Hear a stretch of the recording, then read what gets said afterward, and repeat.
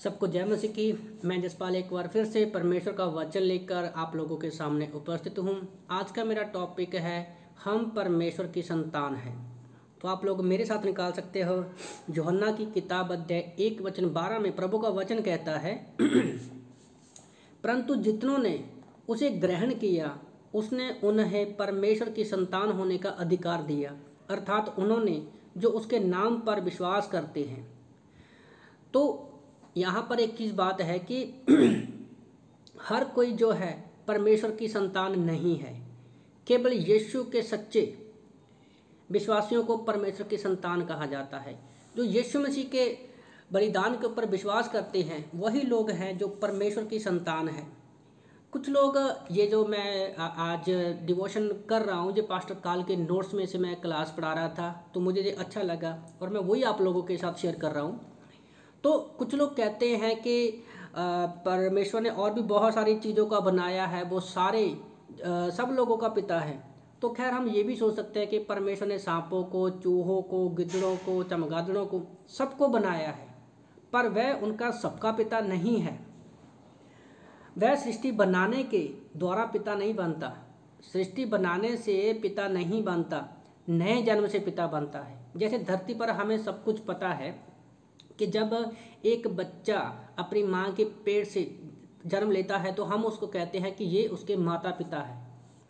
उसी तरह से परमेश्वर हमारे पिता बन जाते हैं जब हम परमेश्वर के परिवार में जन्म लेते हैं। जैसे यूहन्ना 3 में हम लोग देखते हैं कि जब निकोदेमुस यीशु मसीह के पास आता है तो यीशु मसीह बोलते हैं कि तुम्हें नया जन्म लेना पड़ेगा। तो अगर सब लोग परमेश्वर की संतान होते तो फिर यीशु मसीह यूहन्ना 8:14 में ये क्यों कहते कि जो लोग उद्धार नहीं पाए हुए थे उन्होंने सदूकियों और फरीसियों से ये शब्द कहा कि तुम अपने पिता शैतान से हो और अपने पिता की लालसाओं को पूरा करते हो। परमेश्वर ने आदम को परफेक्ट बनाया था, पर उसके पाप करने के बाद क्या है, वो पापी बन गया। और दूसरा मनुष्य जो परफेक्ट था वो यीशु मसीह था, जो पाप में नहीं गिरा।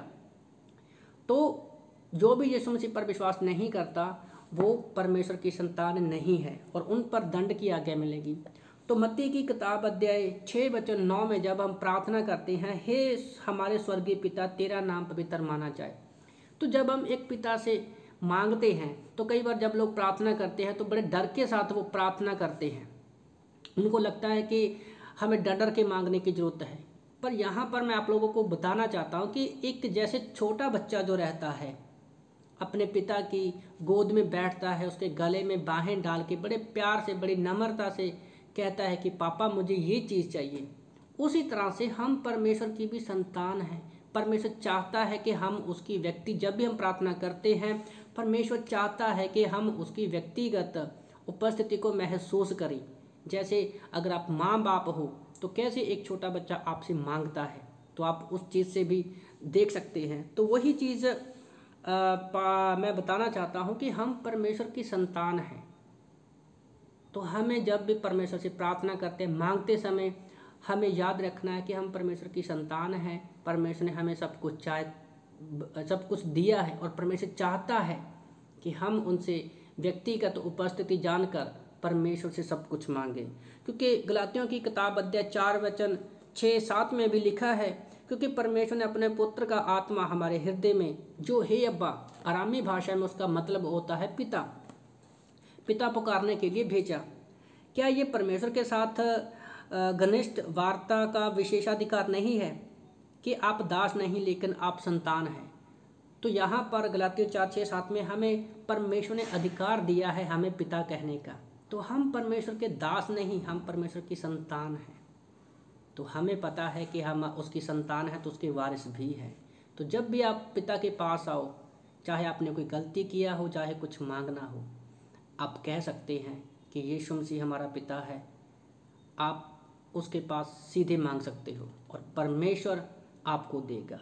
तो इन वचनों के द्वारा प्रभु आप सबको आशीष दे। आमीन।